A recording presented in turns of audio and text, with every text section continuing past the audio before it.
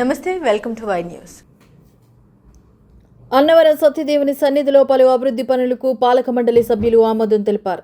రత్నగిరి కొండపైన బోర్డు సమావేశ మందిరంలో చైర్మన్ ఐవి రోహిత్ అధ్యక్షతన పాలక మండలి సమావేశం జరిగింది. ఈవో ఎన్ చక్రధర్రావు పాలన మరియు వివిధ అభివృద్ధి పనులను సంబంధించి 35 ఎజెండాలను సభ్యుల ఆమోదం కొరకు ప్రవేశపెట్టారు.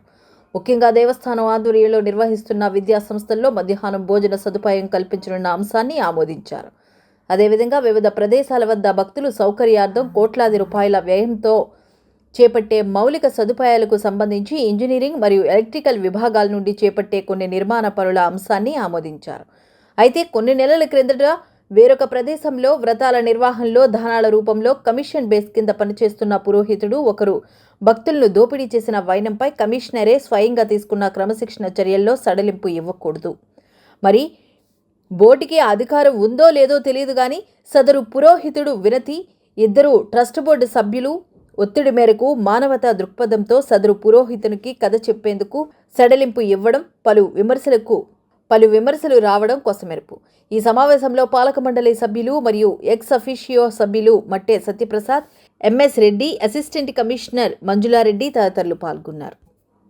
స్వామి దేవస్థానం బోర్డు చైర్మన్ ఐవి రోహిత్ గారి అధ్యక్షతన మరి ఈవో గారు అదేవిధంగా బోర్డు మమ్మల్ని అందరూ కూడా పాల్గొనడం జరిగింది.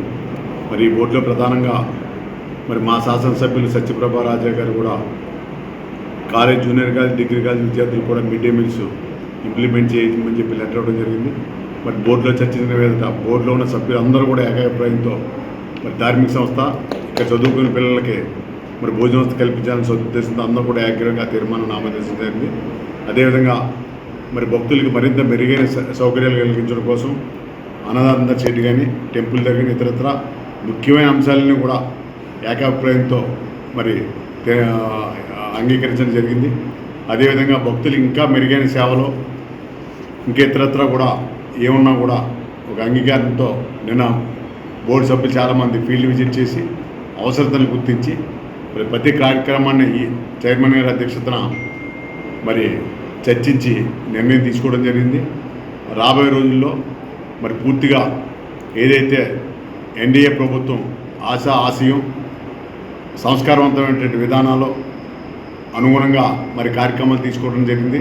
మరి ఈ బోర్డులోకి ప్రత్యేక ఆహ్వానితులుగా మట్టే సత్యప్రసాద్ గారు కానీ అదేవిధంగా ఎంఎస్ రెడ్డి రావడం కూడా సంతోషం. మరి వాళ్ళ దాతృత్వంతో ఈ దేవస్థానం మీద మరింత అభివృద్ధి కార్యక్రమాలు చేసుకోవడానికి అదేవిధంగా పొదుపుగా మరి దేవుడి సొమ్మును ఆదా చేసి ఇక్కడ వసతి సౌకర్యాన్ని మెరుగుపరచడం కోసం ఒక నిర్ణయం తీసుకోవడం జరిగింది. కాబట్టి మరి సత్యదేవుని ఆశీస్సులు యావత్ ప్రపంచంలో ప్రజలకి అదేవిధంగా ఈ ప్రభుత్వానికి మరి మా నాయకులందరికీ కూడా ఉండి చక్కగా ప్రజలు సుఖ సంతోషం ఉందని కోరుకుంటున్నాను. అందరికీ నమస్కారం. నా పేరు శిరీష తోలేటి. నేను అన్నవరం దేవస్థానం పాలక మండలి ధర్మకర్తని. ఈరోజు పాలక మండలి సమావేశం జరిగింది. చాలామంది సోషల్ మీడియాలోనూ వివిధ సామాజిక మాధ్యమాల్లోనూ అన్నవరం దేవస్థానం గురించి పలు వార్తలు తెలియపరుస్తున్నారు. వారందరికీ నా విన్నపం, దయచేసి ఎవరో విన్నది ఎవరో అన్నది చూసి మాధ్యమాల్లో మీరు సమాచారాన్ని పోస్ట్ చేసి భక్తులందరినీ తప్పుదారి పట్టించొద్దు. మీరు స్వయంగా వచ్చి చూసి మాట్లాడవలసిందిగా కోరుకుంటున్నాము.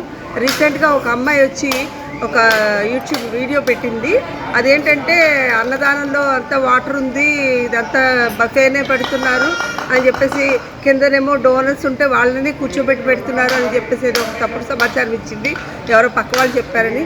దయచేసి పక్క వాళ్ళు చెప్పారని విని ప్రచారాలు చేయొద్దు. వచ్చి చూడండి. అన్నవరం దేవస్థానంలో చిన్న చిన్న మార్పులు చేయవలసిన ఆవశ్యకత చాలా ఉంది. ఎందుకంటే పర్ఫెక్ట్గా 100% ఎవరు చేయలేరు. కానీ అలాంటివన్నీ కూడా ధర్మగత మండలి వచ్చిన తర్వాత, కొత్తగా ఈవో గారు వచ్చిన తర్వాత పూర్తిగా వాటన్నిటినీ క్షుణ్ణంగా పరిశీలిస్తూ నెమ్మదిగా ఉన్న చిన్న చిన్న లోపాలన్నింటినీ సరిచేస్తూ భక్తులకి అందరికీ కూడా సౌకర్యవంతమైన ఆధ్యాత్మికత ఉట్టిపడేలాగా చేసే సౌకర్యాలన్నీ అందుబాటులోకి తీసుకురావడానికి సన్నద్ధం అవుతున్నాము. ఈరోజు కూడా పలు విషయాల మీద చర్చలు జరిగాయి. ప్రతి దాంట్లోని కూడా ప్రతి ఒక్కరి మోటో ఏంటంటే స్వామివారికి కృపకి పాత్రలు అయ్యేలాగా భక్తులు ఎటువంటి ఇబ్బందులు పడకుండా వారందరికీ కూడా సౌకర్యవంతంగా వాళ్ళకి మనసుకి హత్తుకునేలాగా భగవద్ దర్శనం చేసుకోవడం, వ్రతం చేసుకోవడం జరిగే విధంగా అన్ని ప్లాన్ చేస్తున్నాము. అట్లాగే రాబోయే పుష్కరాల్లో కాలంలో మరింత మంది వచ్చి స్వామివారి సన్నిధికి వచ్చి దర్శనం చేసుకునే విధంగా